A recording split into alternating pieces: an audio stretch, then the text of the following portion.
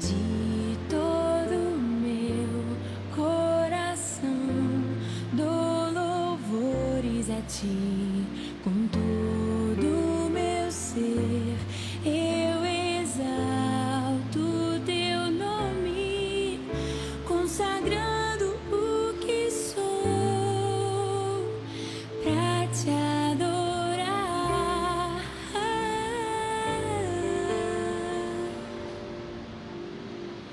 De todo meu coração dou louvores a ti, com todo meu ser eu exalto teu nome, consagrando o que sou pra te adorar.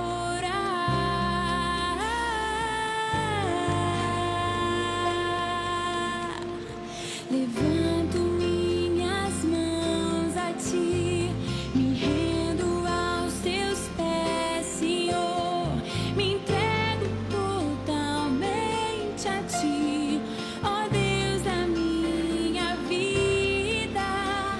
Que toda honra seja a ti, que toda glória seja a ti, Senhor, para sempre.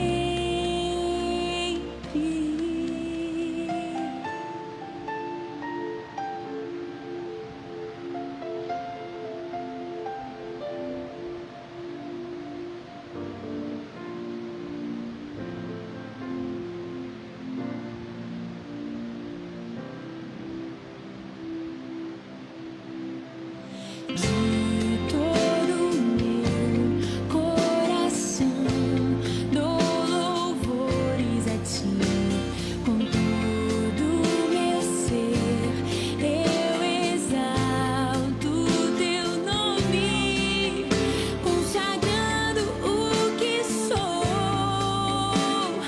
pra te adorar.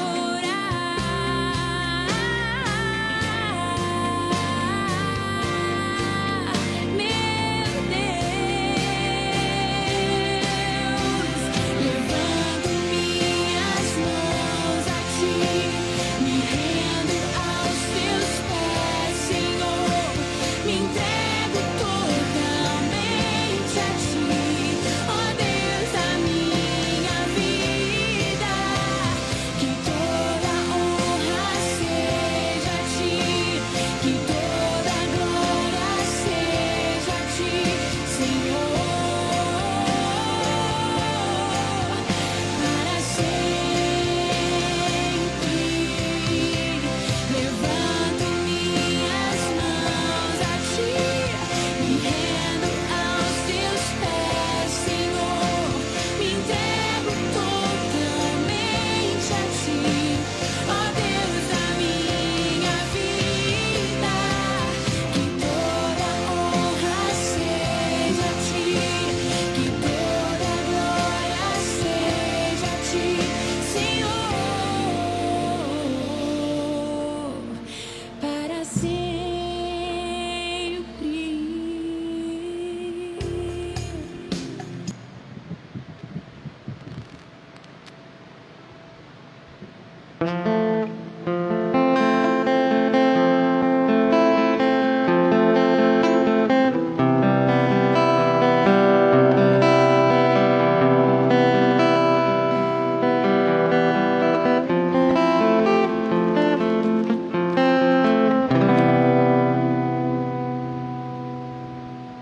Boa noite, igreja.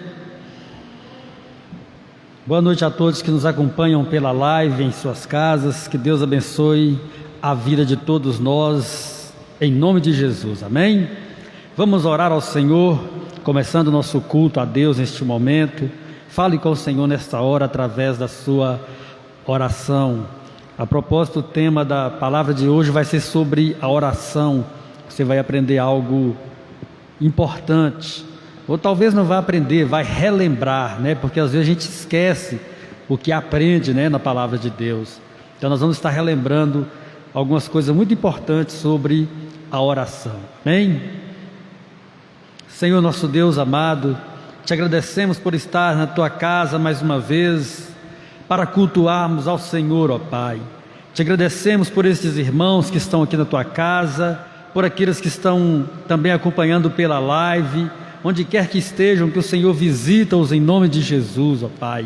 Que o Senhor venha fazer neste momento, meu Deus, com que este culto seja um culto abençoado, seja cheio da tua presença, seja cheio da tua graça, da tua unção.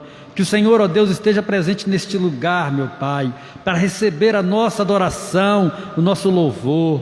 Colocamos diante de Ti o nosso coração, Senhor, e pedimos ao Senhor que ministre a Tua palavra em nosso coração nesta noite, para que possamos aprender mais de Ti, ó Deus. Em nome de Jesus, nós Te agradecemos por todos aqueles que com fé neste momento estão diante de Ti, para Te adorar e para aprender da Tua palavra. Obrigado, Senhor, em nome de Jesus.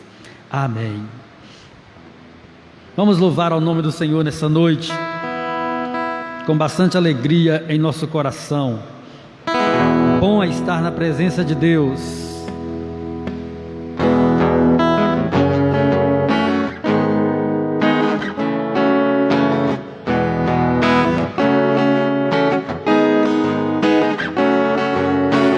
Bom estarmos aqui louvando a Deus, podendo exaltar Teu santo nome. Bom é estarmos aqui louvando a Deus, podendo exaltar Teu santo nome. Tempo para isso, tempo para louvarmos a Deus, num só amor, num só Espírito.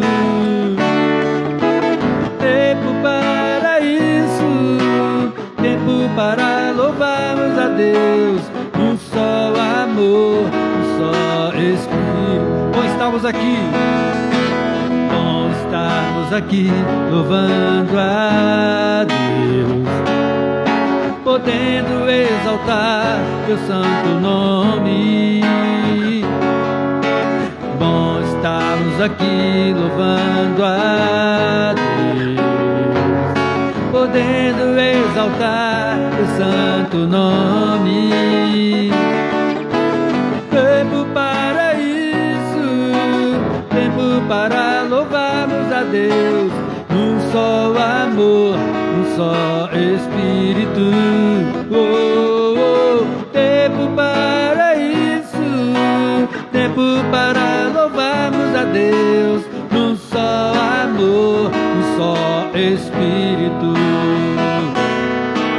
Deus, venha nos abençoar, e que esta união nunca falte para nós. Deus, venha nos abençoar, e que esta união nunca falte para nós. Aleluia, Senhor, venha nos abençoar nessa noite, Deus. Oh, aleluia, santo é o Teu nome, Senhor. Bom estarmos aqui louvando a Deus, podendo exaltar Teu santo nome. Bom estarmos aqui louvando a Deus, podendo exaltar Teu santo nome. Tempo para isso, tempo para louvarmos a Deus, num só amor, num só Espírito. Tempo para isso, tempo para louvarmos a Deus, num só amor, num só Espírito. Deus, venha nos abençoar, e que essa união nunca falte para nós. Oh Deus, Deus, venha nos abençoar, e que esta união nunca falte para nós. Mais uma vez, Deus, Deus venha nos abençoar e que esta união nunca falte para nós. Deus venha nos abençoar e que esta união nunca falte para nós.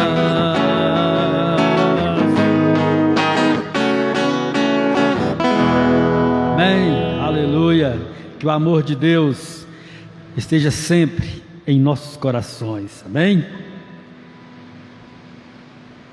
Vamos cantar uma canção muito bonita que diz: digno de glória. Assim a gente adora o nome do Senhor, dizendo que só Ele é digno da nossa adoração, do nosso louvor, do nosso melhor.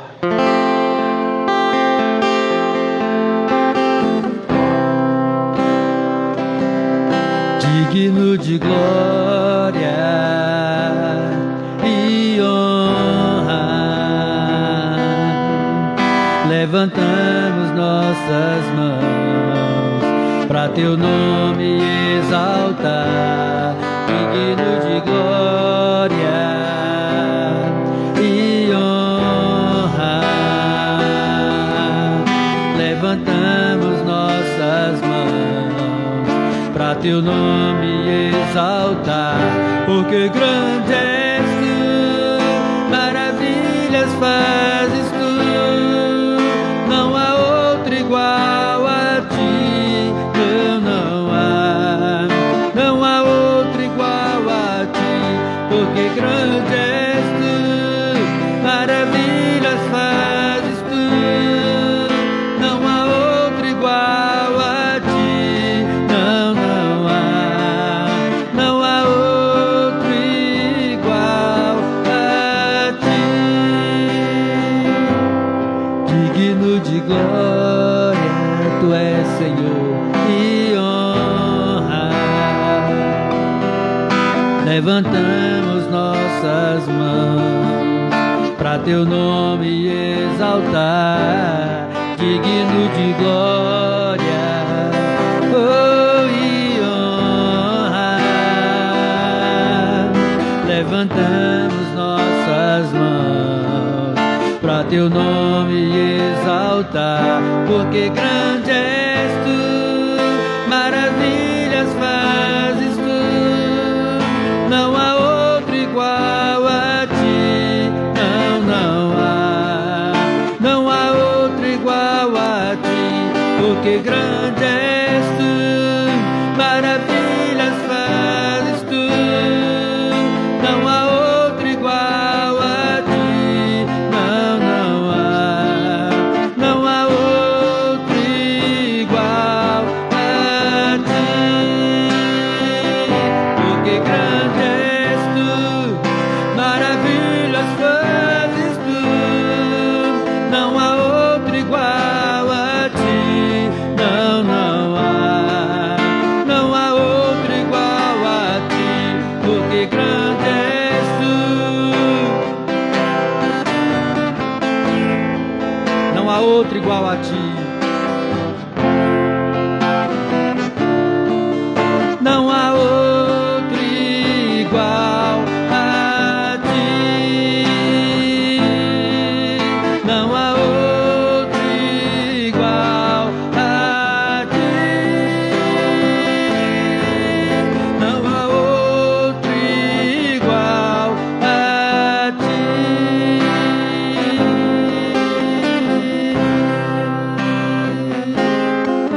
Aleluia, Tu és grande, Senhor, Tu és tremendo, Deus, Tu és o maior entre os maiores,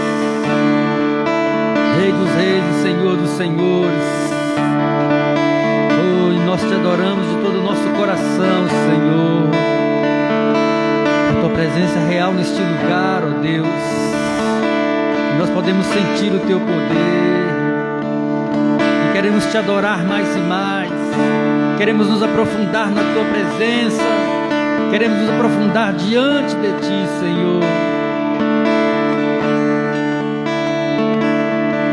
Quero subir ao Monte Santo de Sião e entoar um novo cântico ao meu Deus. Mais que palavras, minha vida eu quero entregar. Purifica o meu coração para entrar em tua presença, contemplar tua grandeza. Quero subir ao Monte Santo de Sião e entoar um novo cântico ao meu Deus. Mais que palavras, minha vida eu quero entregar. Purifica o meu coração para entrar em tua presença, contemplar tua grandeza. Te adoro, Senhor, em espírito e em verdade. Me prostro aos teus pés na beleza da santidade. Te dou meu louvor, que seja um cheiro suave e um som agradável a ti, pois digno és. Te adoro, Senhor, em espírito e em verdade. Eu me prostro aos teus pés na beleza da santidade. Te dou meu louvor, que seja um cheiro suave e um som agradável a ti, pois digno és.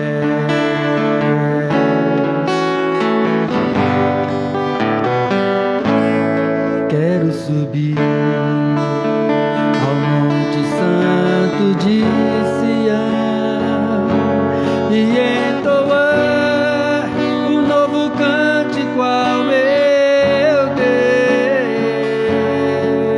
Deus. Mais que palavras, minha vida eu quero entregar.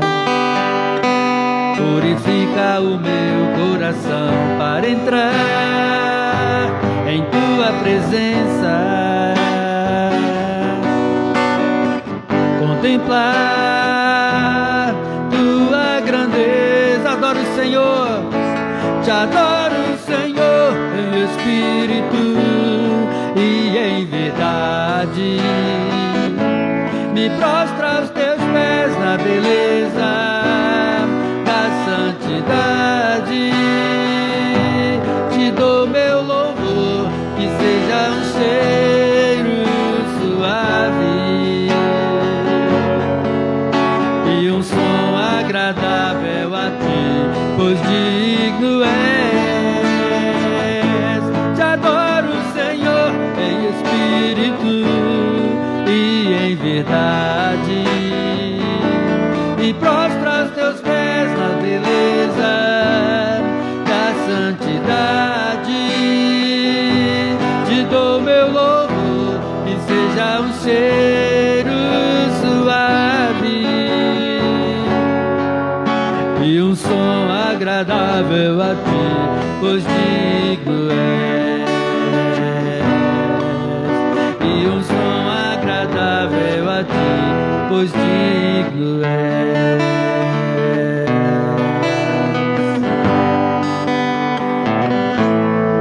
Ó Senhor, receba a nossa adoração, ó Pai, pois é de todo o nosso coração, ó Deus. Oh, nós te adoramos na beleza da tua santidade, porque o Senhor é bom, o Senhor é maravilhoso, o Senhor tem sido amoroso para conosco, o Senhor tem cuidado da nossa vida, nos preservado, nos guardado de todos os males. Oh Senhor, Obrigado porque o teu escudo está diante de nós, ó Pai, nos protegendo, nos livrando, nos guardando de toda a seta, de todos os dardos inflamados do maligno. O Senhor tem guardado a nossa casa, a nossa família. O Senhor tem nos guardado, o Senhor tem nos abençoado. Obrigado, Deus, pelo teu cuidado, pelo teu carinho para conosco, ó Pai. Nós não somos merecedores, ó Deus, do teu amor, mas o Senhor é maravilhoso, o Senhor é rico em misericórdia para conosco, e nós te agradecemos, ó Pai. Eu te agradeço pela tua misericórdia, Senhor, te agradeço pela tua bondade, ó Deus, porque o Senhor é tremendo em nossas vidas. Aleluia, santo é o nome do Senhor. Amém, glória a Deus. Podem se sentar.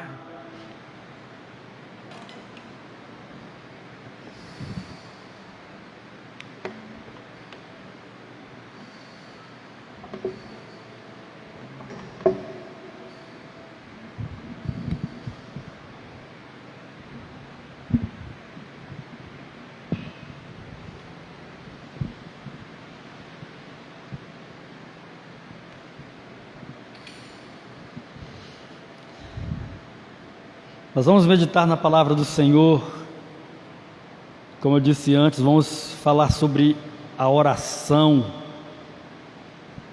Abra sua Bíblia no Salmo de número 6. Salmo de número 6, onde nós vamos meditar nessa noite. Aliás, um dos textos, né?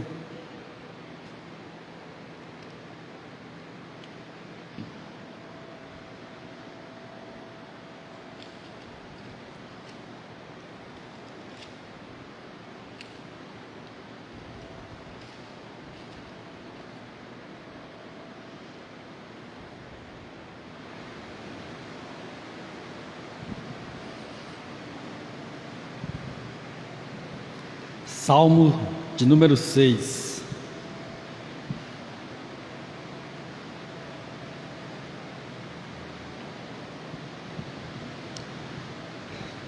Ó Senhor, não me repreendas em tua ira, nem me disciplines em tua fúria. Tem compaixão de mim, Senhor, pois estou fraco. Cura-me, Senhor, pois meus ossos agonizam.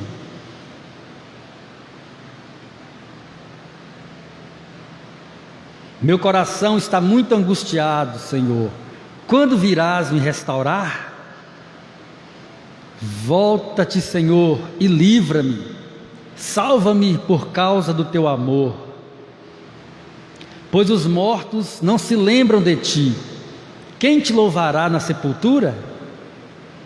Estou exausto de tanto gemer. A noite inunda minha cama de tanto chorar, e de lágrimas encharco. E de lágrimas a encharco. A tristeza me embaça a vista. Meus olhos estão cansados por causa de todos os meus inimigos. Afastem-se de mim, todos vocês que praticam o mal, pois o Senhor ouviu o meu pranto. O Senhor ouviu minha súplica. O Senhor responderá à minha oração. Sejam humilhados e aterrorizados todos os meus inimigos, recuem de repente, envergonhados.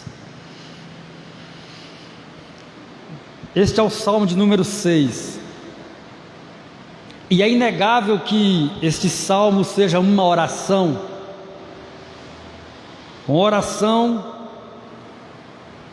de alguém que está aflito, de alguém que está angustiado por causa de problemas, de alguém que está angustiado por causa de inimigos, por causa de situações que sobreveio sobre a sua vida.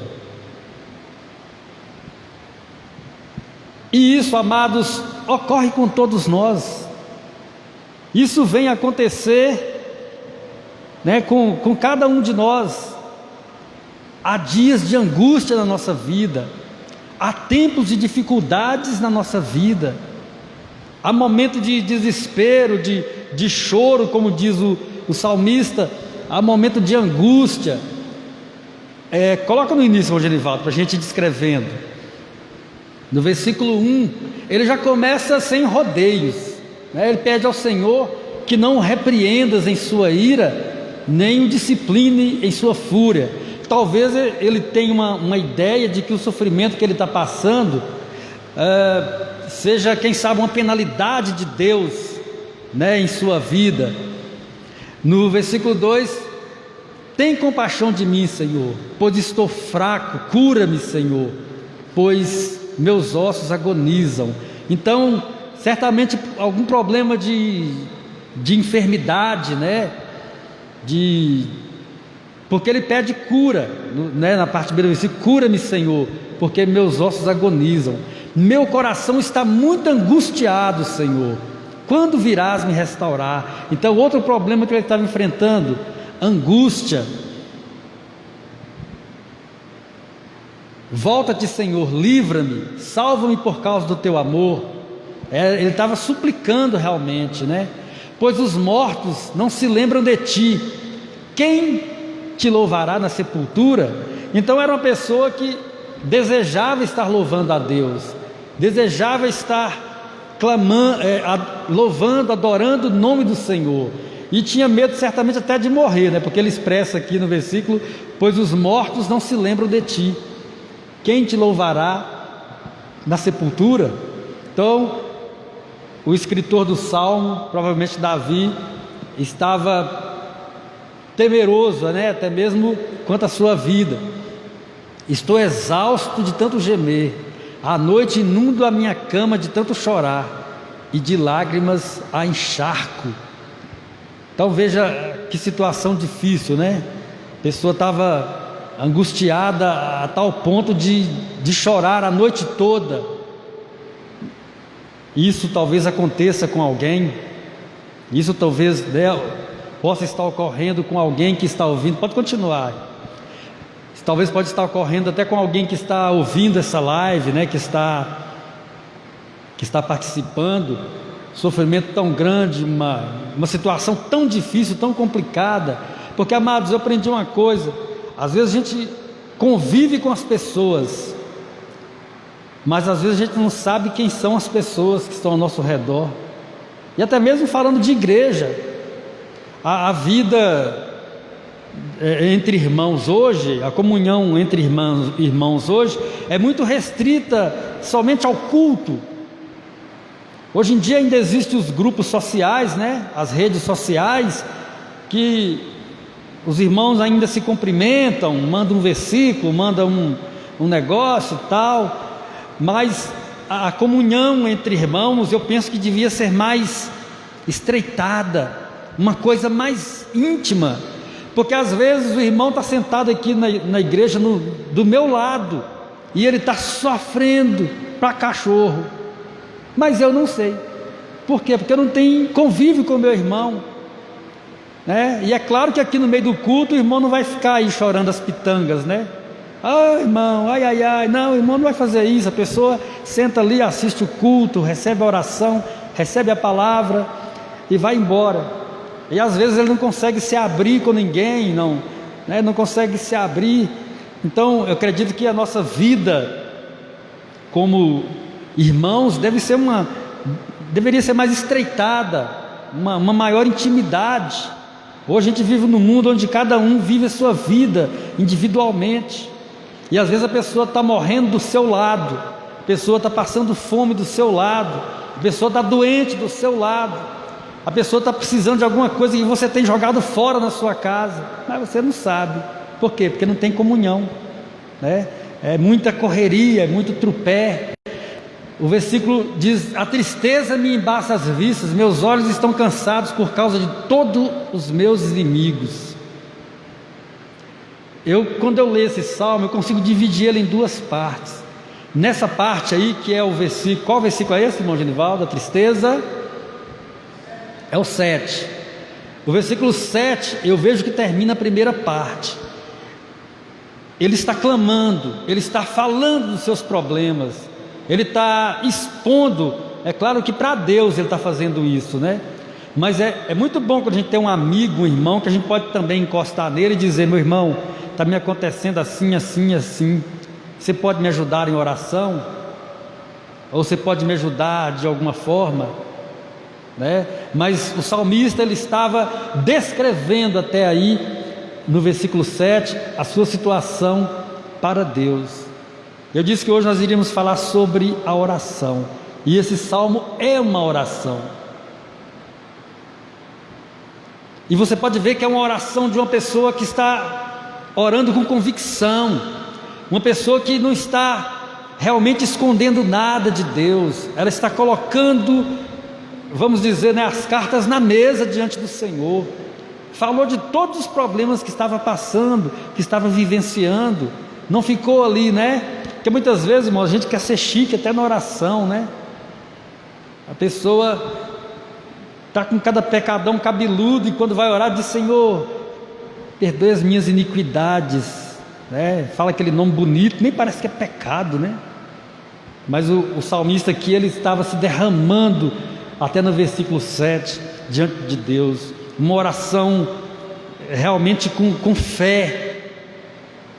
E no versículo 8 e 9 e no 10, a gente vê que ele para de falar dos seus problemas e ele começa a declarar a sua vitória. Logo após aquela oração tão chorosa, logo após aquela oração de tanta humilhação, ele agora começa a agir como alguém que acredita que Deus respondeu a sua oração. Ele diz: afastem-se de mim todos vocês que praticam o mal. Na minha versão fala: todos vocês que praticam a iniquidade, pois o Senhor ouviu o meu pranto. Então ele tinha certeza agora que Deus tinha ouvido a sua oração, e ele já estava começando a esculhambar os seus inimigos. Afastai-vos de mim, vós todos que praticam o mal, pois o Senhor ouviu o meu pranto, o Senhor ouviu a minha súplica, o Senhor responderá a minha oração. Então ele tinha certeza que Deus ouviu a oração dele, ele tinha certeza que o Senhor ouviu a sua súplica e responderá a sua oração. Pode colocar os outros. Aí ele começa a declarar a derrota dos inimigos dele. Sejam humilhados e aterrorizados todos os meus inimigos, recuem de repente envergonhados. Em ti me refugio, Senhor, meu Deus. Salva-me dos que perseguem e livra-me. Não, aí já passou para o 7, né? Termina no: sejam envergonhados, sejam humilhados e aterrorizados todos os meus inimigos, recuem de repente envergonhados. Então ele fez uma oração chorando na presença de Deus, mas do versículo 7 em diante, ele, pelas suas declarações, está indicando que acredita que Deus responderá às suas orações, e ele já declara para os inimigos dele: vocês vão ser envergonhados, vocês vão cair por terra. Irmãos, é assim que tem que ser a nossa oração.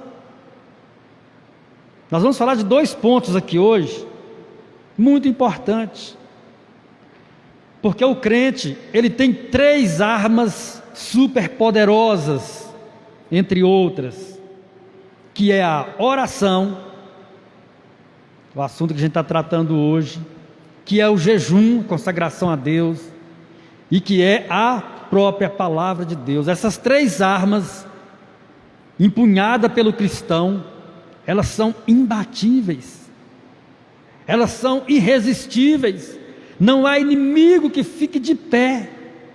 Aí você diz: irmão Ivanildo, então por que eu oro e coloco a minha situação diante de Deus e as coisas não acontecem? Porque você não está orando como o salmista Davi. Não está sendo aquela oração com interesse de coração mesmo. Amados, e o nosso inimigo, Satanás, ele sabe das coisas, ele é esperto. Bobo é quem pensa que ele não é esperto, que ele não tem astúcia, e que ele não estuda a sua vida para ver onde te pega.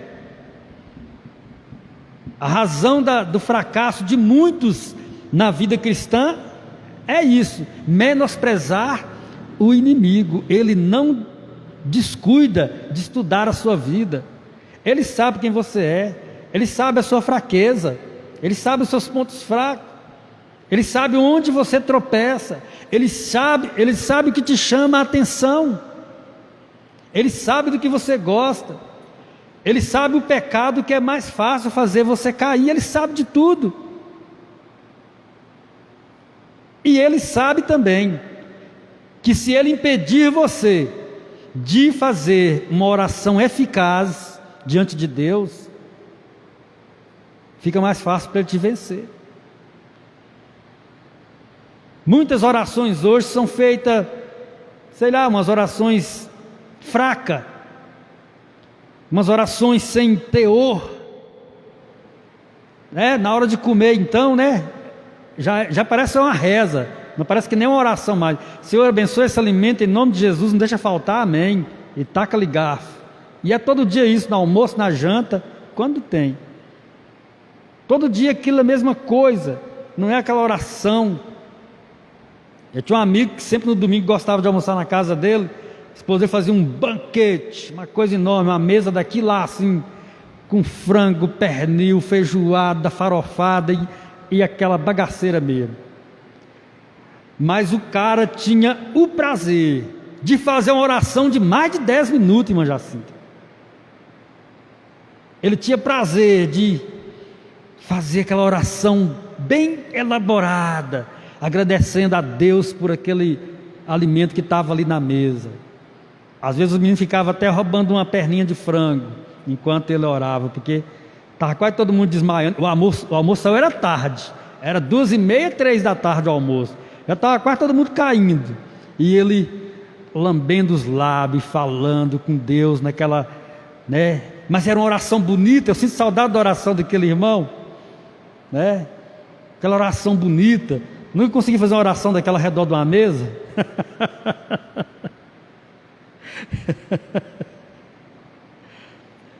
Mas o inimigo sabe, irmãos, que se ele não nos deixar realizar uma oração bem feita, uma oração caprichosa, a nossa derrota é iminente.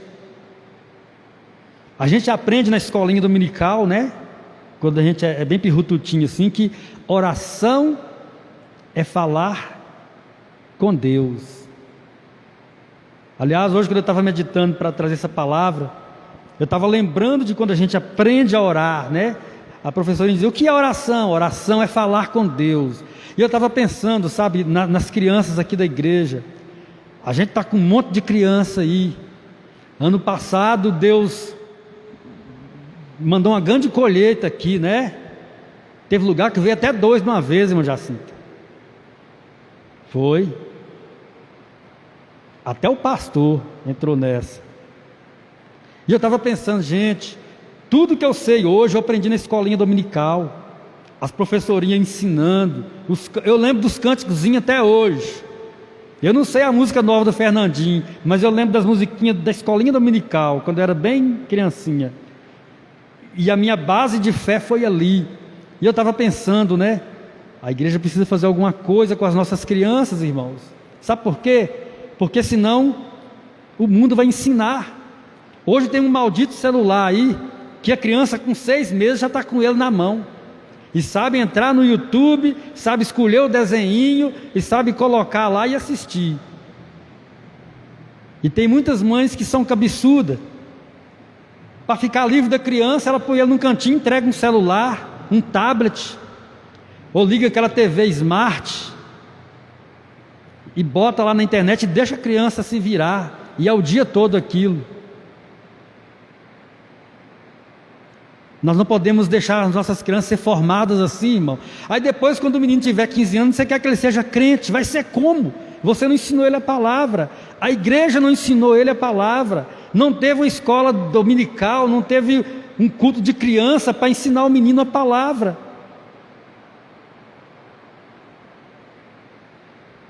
Me pergunta que o pastor pregou 6 meses atrás, eu não lembro.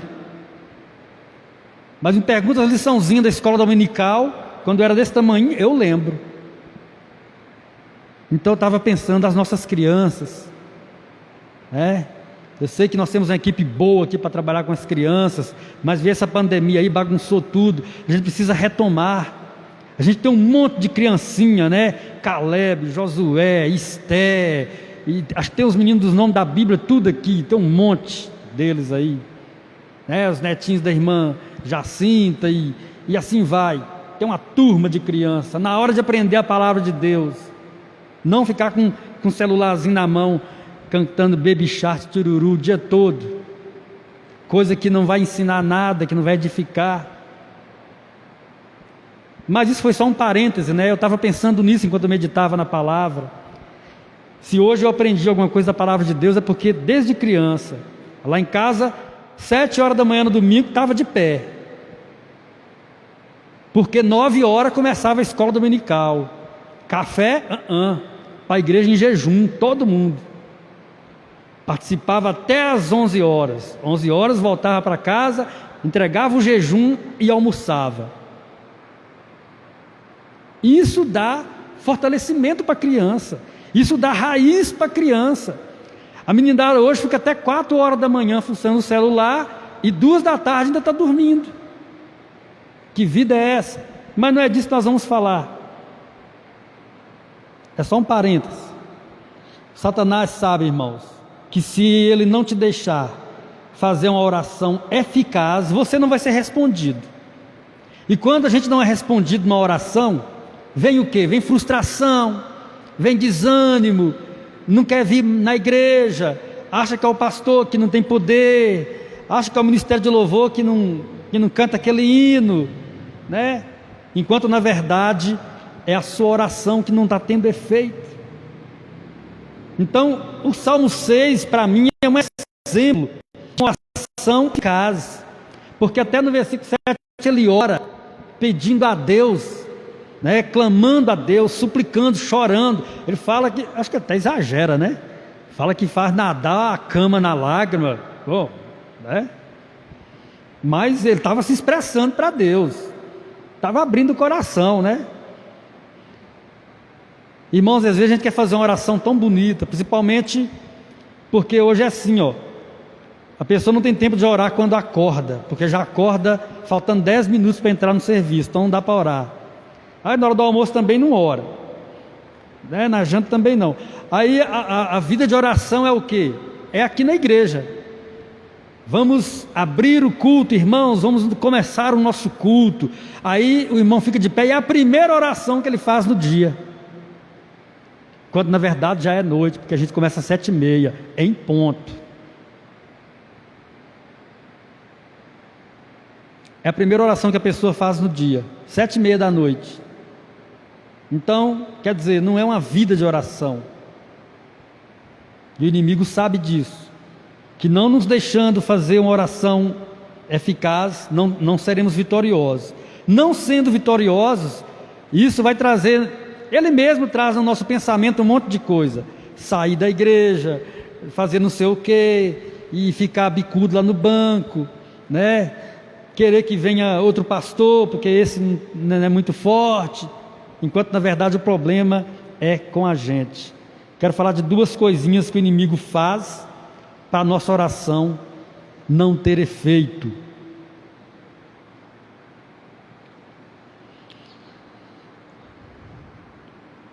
A primeira delas é a falta de fé na oração. Falta de fé no momento da oração. Pode ser chamado também de incredulidade. A oração, ela tem que ser feita, irmãos, com certeza de que Deus vai que ouviu. O irmão Genivaldo vai colocar para nós ali as referências que eu trouxe para a gente colocar sobre isso. Marcos 11, 24, irmão Genivaldo. Marcos 11, 24. Depois Mateus 21, 22. Depois 1 João 5, 14, 15. Depois Hebreus 11, 6. Vamos ler todas elas, para os irmãos verem que a nossa oração tem que ser feita com fé.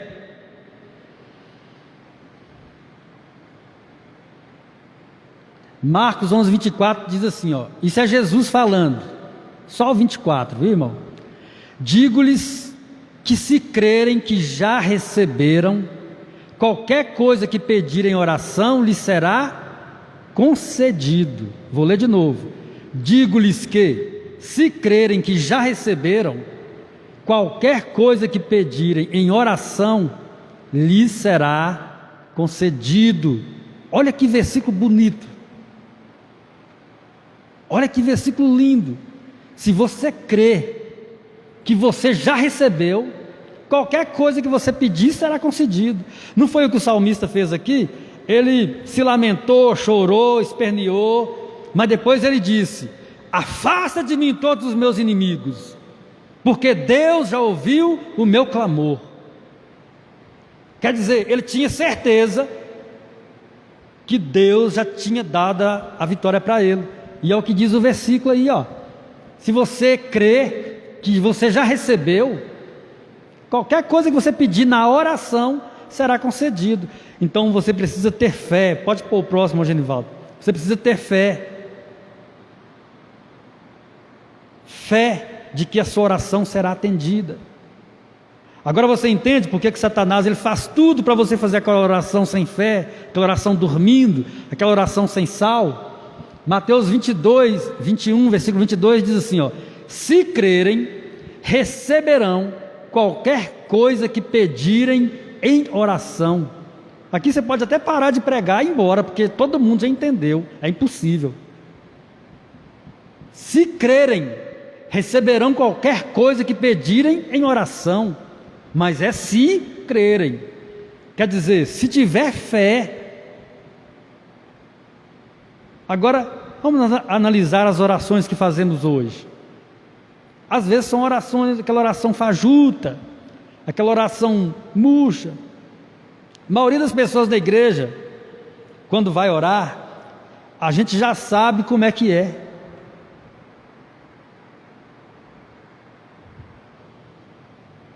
Sempre começa a oração do mesmo jeitinho, aí tem algumas palavrinhas no meio, e termina do mesmo jeitinho. Eu não sei se isso funciona. Jesus disse que a gente tem que crer, aí a gente vai receber qualquer coisa que pedir. É por isso, irmãos, que o diabo luta para você não fazer a sua oração com fé. Pode mandar o próximo texto aí, irmão Genivaldo. É por isso que o inimigo ele faz de tudo para você não ter fé no momento da sua oração. É 1 João 5, né? 1 João 5, 14 e 15. Também esses versículos abrem a visão da gente, né? Esclarecem a visão da gente. Rápido no gatilho aí, viu, meu irmão? Que tem muito versículo hoje. É 2 cliques e já era. Olha o que João disse em 1 João capítulo 5, 14 e 15. Ó. Estamos certos de que Ele nos ouve, sempre que lhe pedirmos algo, conforme sua vontade. Olha lá o versículo. Estamos certos de que Ele nos ouve, sempre que lhe pedimos algo, conforme a sua vontade. O versículo 15 diz: e uma vez que sabemos que Ele ouve os nossos pedidos, também sabemos que Ele nos dará o que pedimos. É texto muito esclarecedor. Então nós temos que orar como? Sabendo que Ele nos ouve, e sabendo que se Ele nos ouve, Ele vai atender, Ele vai trazer a resposta. Porque Deus, amados, se Ele ouvir, o difícil é ouvir, né? Que do jeito que a gente ora hoje, não passa do forro da igreja. Mas se Deus ouvir, tenha certeza que Ele vai responder. Se Ele ouvir. Porque para Deus ouvir, tem que ser com fé. Olha lá, ó, estamos certos. Quer dizer, o cara tem fé, o cara acredita, ele tem certeza que Deus nos ouve sempre que lhe pedimos algo. João estava falando isso. Então, quando eu ajoelho para orar, quando eu fico de pé para orar, quando eu oro deitado, eu tenho que orar assim, irmãos, com essa certeza, com essa convicção, que Deus está me ouvindo. E se Deus me ouviu, amém, esquece o resto, é só esperar acontecer. Hebreus 11:6, esse é um dos maiores versículos, um dos versículos mais esclarecedores, com relação à nossa fé na oração. Hebreus capítulo 11, versículo 6, aliás, esse capítulo todo fala de fé, né? Diz assim, ó: sem fé é impossível agradar a Deus. Então, por isso que o diabo luta tanto contra a fé.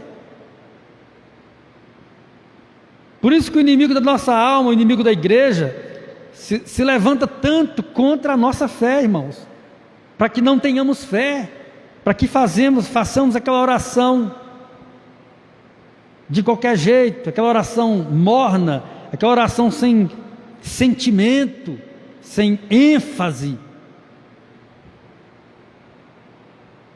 Tinha um irmãozinho que gostava sempre de receber a oração do pastor, e aquele pastor era poderoso, a oração, ele orava e no final ele fazia, em nome de Jesus, ele batia o pé assim, aí o povo, ah! E um dia ele orou para a irmãzinha saiu assim, murchinha, e ele notou que ela saiu meia desconfiada, e ele a procurou e disse, irmã, por que você saiu meio triste? Falei, pastor, que hoje você não bateu o pé no final da oração. O senhor tem que bater o pé, pastor. É um sinal de autoridade, né? de potência. Tem que bater o pé. Sem fé é impossível agradar a Deus. E o diabo sabe disso. É por isso que ele mexe na minha fé. É por isso que ele mexe na sua fé. Porque ele sabe que sem fé não se pode agradar a Deus. Então eu chego lá sem fé e fico lá falando um monte de palavra, 2, 3 horas pode ser. Não sobe. Deus não se agrada de alguém sem fé. Aí tem um ponto final, né? Sem fé é impossível agradar a Deus. Ponto final. Olha o que ele explica. Quem deseja se aproximar de Deus deve crer que Ele existe e que recompensa aqueles que o buscam. Então olha aí que interessante. Quem se aproxima de Deus, aproximar de Deus através da oração, através do clamor, quem se aproxima de Deus através da busca, deve aproximar como? Crendo que Ele existe e que recompensa aqueles que o buscam. Então são textos, irmãos, muito claros. Mas é como diz a própria palavra, né? O Deus desse século tem cegado o entendimento das pessoas. Bota uma viseira e as pessoas não entendem a palavra, não entendem o que Deus está dizendo na palavra. E aí aquela vida derrotada, aquela vida lascada, né? Então o primeiro ponto é esse. Não precisa falar mais nada sobre isso, que a oração tem que ser feita com fé. Olha o Salmo 6, a fé que o salmista orou. Olha o Salmo 6, até no versículo 6, 7, como ele estava chorando, como ele estava lamentando. Mas quando ele terminou a oração, olha como ele reagiu, logo após a oração. Afastem-se meus inimigos, o Senhor ouviu minha oração, o Senhor vai envergonhar todos vocês. Pronto, era um homem que orou e acreditou. E a gente às vezes ora e fala, vixe, agora será que vai? Será que Deus vai ouvir? Será que vai dar certo? Será uma palavra maldita? Quando se trata de fé. é o maior símbolo de dúvida que existe. Então isso não deve existir no nosso vocabulário espiritual. Você orou? Tenha certeza, todo aquele que se aproxima do Senhor deve crer que Ele existe e que traz recompensas. A minha versão diz que é galardoador dos que o buscam, que dá galardões, que é recompensa, prêmio, bênção, vitória. Então é assim, é com fé, não é com timidez, não é com dúvida. Não dá certo, não funciona. O inimigo é tão astuto que ele sabia dessa palavra, e ele impediu muitos de estar na casa de Deus hoje. Impediu ou não impediu, irmão Genivaldo?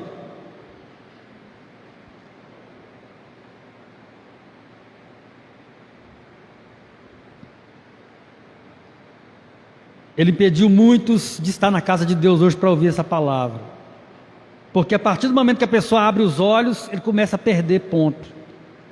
Com certeza ele impediu muitos também de acompanhar pela live. Eu não quero nem olhar ali quantos que estão acompanhando. Por quê? A gente brinca, a gente fica de bobeira, mas o diabo não. Ele leva tudo a sério. Falou que é para ferrar com a vida do cristão, ele leva a sério. Aí ele disse: vou deixar esses crentes ouvir essa palavra hoje nada? Vou arrumar um mexidão aqui para eles, um novelão da Globo, um negócio aqui, o da Atena brigando, qualquer coisa, mas ouvir essas palavras não vão não. Por quê? Porque a palavra gera fé em nosso coração. A fé vem pelo ouvir, o ouvir da palavra. Então quando você ouve a palavra e as suas vendas caem dos olhos, as escamas, né, como a gente canta, caem das vistas, você fala: ah, então é assim? Pronto. Já é um grande passo para a vitória. Então, amados, primeiro ponto, onde Satanás trabalha é isso aí, ó, para a sua oração não ser uma oração boa, não ser igual a oração de Elias, não ser igual a oração de Moisés, igual a oração de Paulo, igual a oração do próprio Jesus. Ele mexe na fé, ele não deixa você ter fé, ele não quer que você creia que Deus existe e é galardoador dos que o buscam. Então vamos trabalhar a nossa fé, e toda vez que formos orar, vamos lembrar disso, tem que ser com fé. E depois da oração, se possível, dê logo a demonstração de fé, igual o salmista fez no Salmo 6. Depois de fazer aquela oração sofrida, ele fez uma declaração de vitória, né? Ele chegou na janela lá do prédio e disse: ah, acabou, viu? Deus ouviu, agora vocês estão ferrados. Amados, segundo ponto, é muito interessante também. Trata-se da nossa consciência. Segundo ponto que o inimigo usa para impedir as nossas orações são as acusações na nossa mente, as acusações no nosso pensamento. E aí, sabe qual é o maior problema desse aí? Nós mesmos damos a arma na mão do diabo para ele usar contra nós. Sabe o que é? Durante o dia você foi lá e pá, fez aquele negócio, foi lá e cometeu aquele pecado, aquele erro, gritou com a mulher jogou a frigideira no marido com ovo e tudo. Aí vai orar, pronto. A primeira coisa que vem na mente é isso. Porque o inimigo, você sabe, ele pode agir na sua mente, ele pode influenciar na sua mente. Quando você dobra o joelho para orar, mas e o berro que você deu com a esposa em casa, agora nesta hora, tem meia hora, pronto, o cara já não ora mais, acabou. Irmã, você está indo orar, mas e a frigideirada na cabeça do irmão, está até com galo. Pronto, a irmã não ora mais. Acabou a oração. Por quê? Porque Satanás é acusador. Ele é cheio de acusar. O bicho é tão infeliz. Os irmãos conhecem a história de Jó. Jó era um homem justo. Olha, Deus disse que Jó era justo. Deus disse que Jó era justo e que Jó era fiel. Ele estava arrumando um jeito de dizer que não era. Vai vendo. Agora imagina um naniquim como eu.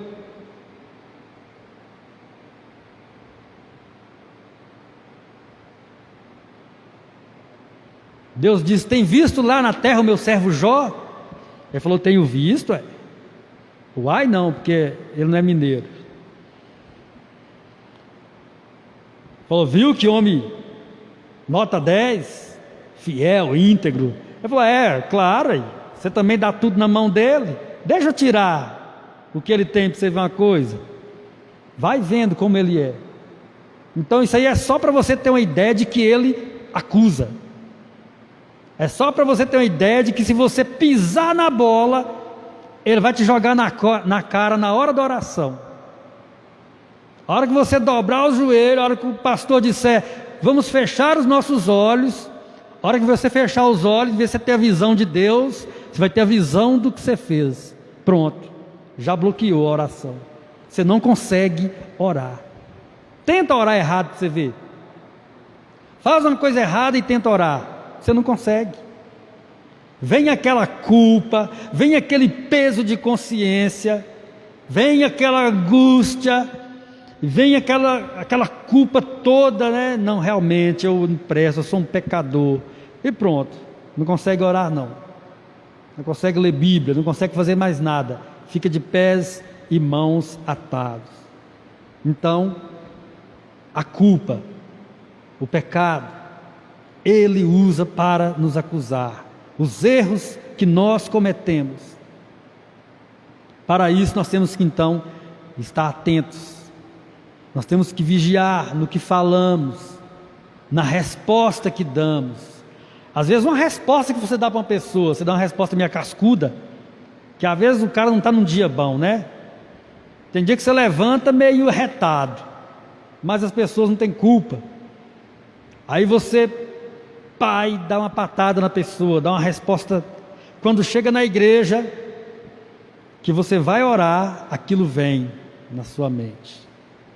Porque o diabo, irmãos, ele é acusador, ele trabalha. Vamos para os versículos aí, as referências. Salmo 51, versículo 3. Todo mundo conhece esse salmo, né? Foi quando Davi fez uma oração ao Senhor, quando ele tinha cometido um grande pecado. Se é que há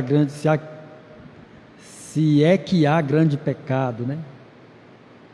Não tem uma outra versão aí, Genivaldo?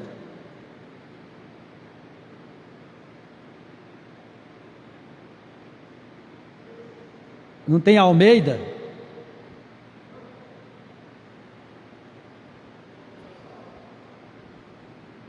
Eu vou ler essa aqui mesmo. É porque eu estudei numa outra, mas dá para entender. Olha o que Davi está dizendo: pois reconheço minha rebeldia, meu pecado me persegue o tempo todo. Pois reconheço minha rebeldia, meu pecado me persegue o tempo todo. Isso aí, irmãos, é palavra de quem está sendo acusado. Pode dizer, irmã Jacinta.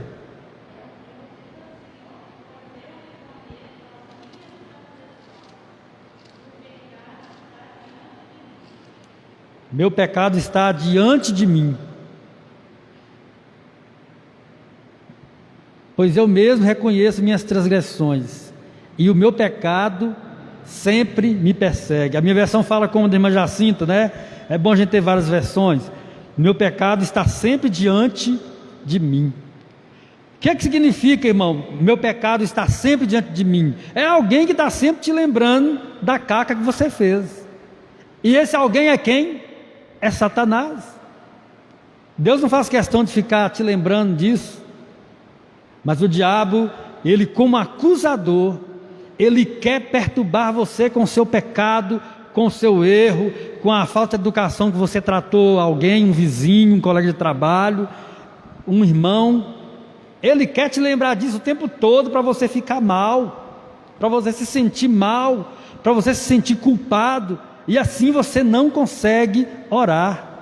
Com fé, então, esquece. Quem é que vai ter fé? A pessoa se sentindo aí, né?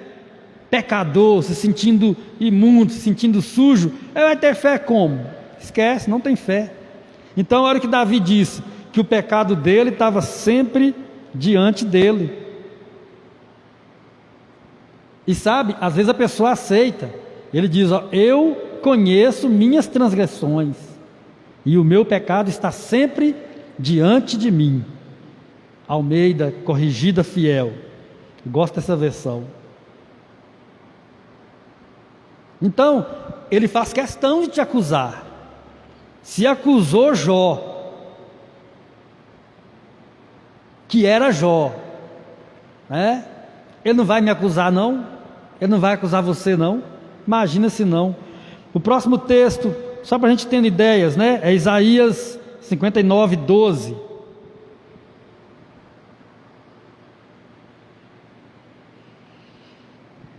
Isaías 59, 12.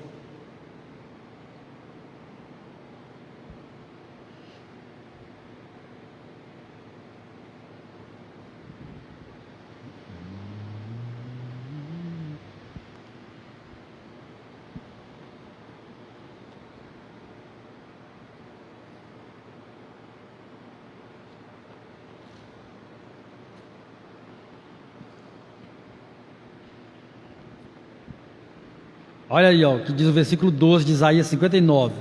Porque as nossas transgressões se multiplicaram perante ti, e os nossos pecados testificam contra nós, porque as nossas transgressões estão conosco, e conhecemos as nossas iniquidades. Então é um texto também que nos dá a entender o sentido de acusação, né? As nossas iniquidade ou transgressões se multiplicaram perante ti, nossos pecados testificam contra nós. É mais um texto que diz que o inimigo pega os nossos erros, as nossas falhas e nos acusam. Às vezes ele não nos acusa para Deus não, ele nos acusa para nós mesmos. Quando você vai tentar, né, no caso aqui hoje oração, quando você vai tentar orar, você vai dobrar o joelho para falar com Deus, Ele traz aquilo na sua mente, na sua memória, aí já desvia o seu foco, aí já tira, né, aquele fogo de oração, já se apaga, porque a acusação vem, e muitas vezes no primeiro momento a gente aceita a acusação, a gente esquece que o inimigo é derrotado, e que ele não tem esse direito, mas ele faz. A gente esquece que se nós confessarmos os nossos pecados, não está escrito, ele é fiel para nos perdoar. O próximo texto é Isaías também, 43, 25.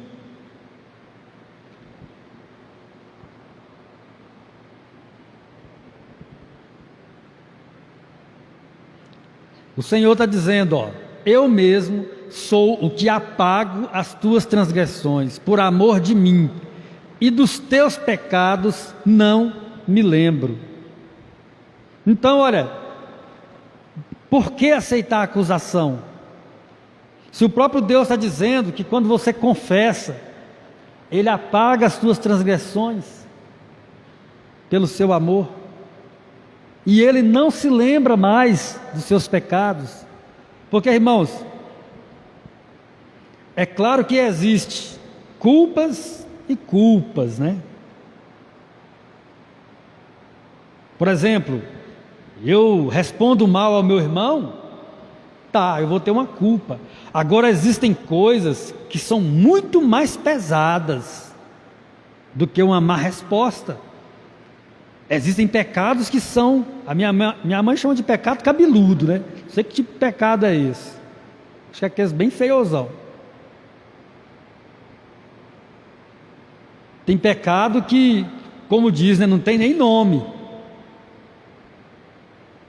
E o que acontece? Tem gente que vive a vida inteira sendo acusado por Satanás por causa de alguma coisa que fez há 10 anos atrás, há 20 anos atrás. Mas, gente, onde está o perdão de Deus? O próprio Deus está dizendo, ó, eu mesmo sou o que apago as tuas transgressões por amor de mim, e dos teus pecados não me lembro. A gente não pode gostar de sofrer desse jeito.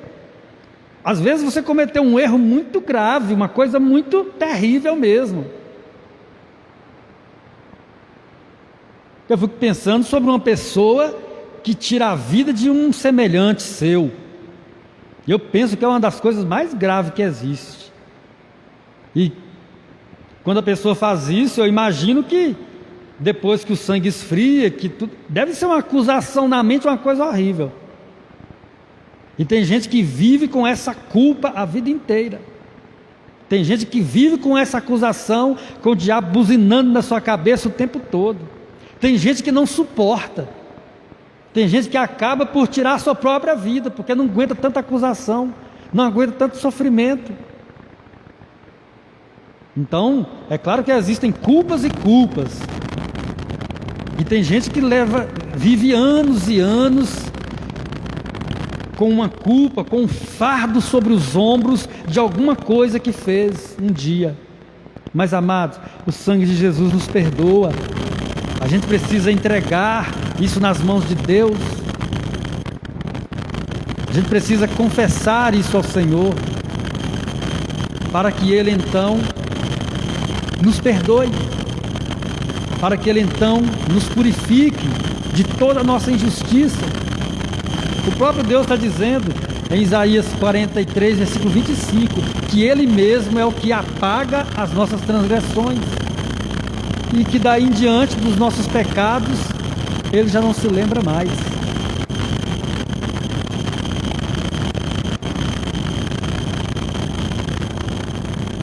Vamos ver mais um texto aqui para a gente encerrar. Romanos 8, 33.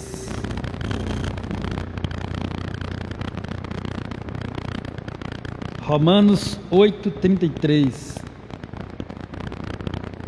Quem intentará acusação contra os escolhidos de Deus? É Deus quem nos justifica. Olha que palavra linda. Olha que texto maravilhoso. Né? Isso aí para aquela pessoa que carrega uma culpa eterna sobre os seus ombros. Quem intentará acusação contra os escolhidos de Deus? É Deus quem nos justifica. Então, amados, Satanás tem usado essa tática da acusação, de apanhar aquilo que você fez de errado, talvez durante o dia, ou que um erro que você cometeu um dia na vida, há muitos anos, e ele usa isso para te perturbar. Você pode estar no maior clima, quando você lembra daquilo, perde a graça. Se você estiver no meio da oração, o inimigo dá um jeito de te lembrar daquilo, você perde a fé. Então, amados, uma palavra de Deus para o nosso coração, para que possamos executar uma oração eficaz, fé e consciência limpa. Eu quero ler mais um texto aqui para a gente encerrar, que está em Hebreus também, capítulo 10, 19 e 23.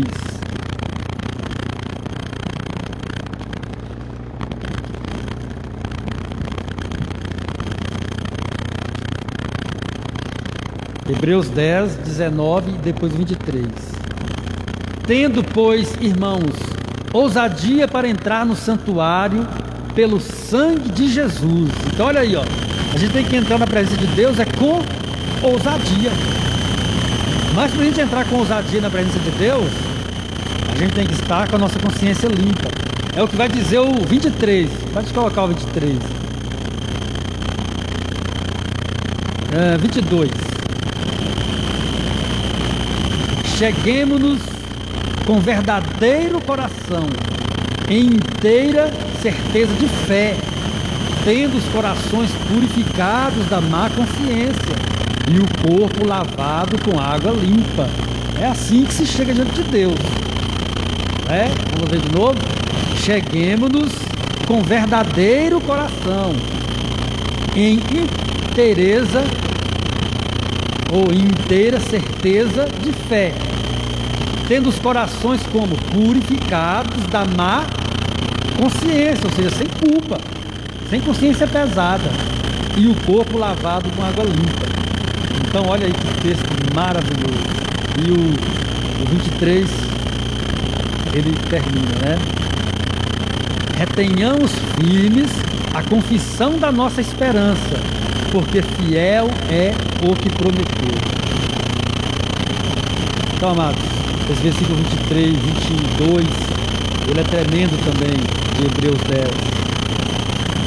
Nos mostra como devemos comparecer diante de Deus.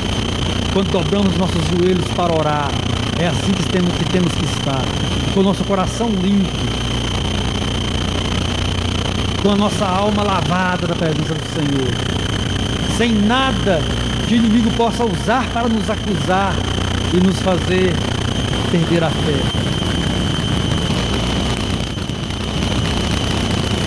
Quando você for orar, lembre-se dessas palavras. Eu tenho certeza que essa oração vai ser uma oração mais